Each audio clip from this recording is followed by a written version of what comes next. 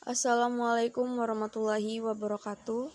Di sini kami dari kelompok 6 dengan mata kuliah Dasar-Dasar Ilmu Pendidikan dengan dosen pengampu Ibu Dr. Fetrieni MPD dan Ibu Rosmaria MPD.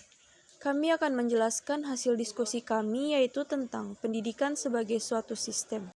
Yang beranggotakan saya sendiri Arifa Azahra dengan NIM 230050004, Maura dengan NIM 230051109, Felicia Aisyah dengan NIM 230050062.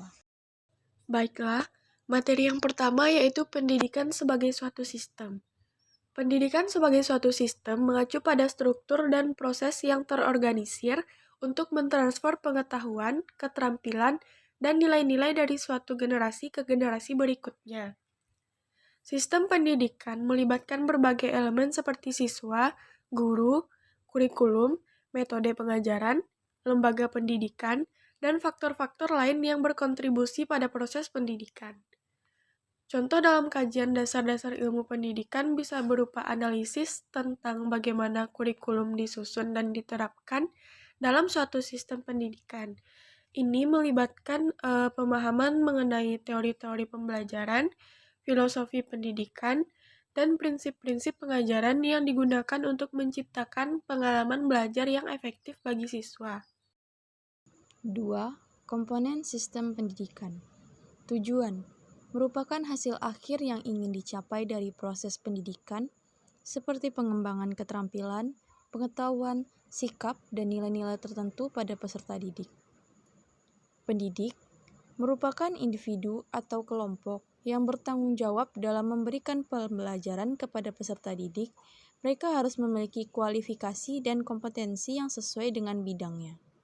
Baiklah, materi selanjutnya yaitu peserta didik. Peserta didik merupakan salah satu komponen utama dalam sistem pendidikan. Mereka merupakan subjek yang belajar dan menerima pengajaran dari pendidik ataupun tenaga pengajar. Peserta didik juga dapat mempengaruhi dinamika dalam proses pendidikan dengan karakteristik, kebutuhan, dan kemampuan yang berbeda-beda. Dalam konteks ini, peran peserta didik sangat penting karena mereka merupakan fokus utama dalam upaya penyampaian ilmu dan pembentukan karakter dalam pendidikan. Selanjutnya yaitu materi pendidikan. Materi pendidikan juga merupakan komponen penting dalam sistem pendidikan. Materi pendidikan mencakup kurikulum, buku ataupun teks, materi pembelajaran, serta semua konten yang disampaikan kepada peserta didik untuk memfasilitasi pembelajaran dan pemahaman konsep-konsep tertentu. Materi pendidikan juga harus disusun secara cermat untuk memastikan relevansi dan kebermaknaan dalam mendukung tujuan pembelajaran. Selanjutnya yaitu metode, media, dan alat pendidikan. Yang pertama yaitu metode pendidikan. Metode pendidikan merujuk pada cara atau strategi yang digunakan untuk menyampaikan materi pendidikan kepada peserta didik. Contohnya yaitu seperti ceramah, diskusi, tanya jawab, demonstrasi, dan pembelajaran berbasis proyek. Yang kedua yaitu media pendidikan. Media pendidikan merupakan alat atau bahan yang digunakan untuk menyampaikan informasi ataupun materi pembelajaran kepada peserta didik. Contohnya yaitu seperti buku ataupun teks, audiovisual, media online, dan media interaktif. Selanjutnya yang ketiga yaitu alat pendidikan. Alat pendidikan adalah sarana atau perangkat yang digunakan untuk mendukung proses pembelajaran. Contoh alat pendidikan antara lain seperti papan tulis, proyektor, komputer, ataupun perangkat lunak pendidikan lainnya. Ketiga komponen ini sangat penting dalam menyediakan lingkungan pembelajaran yang efektif dan menarik bagi peserta didik.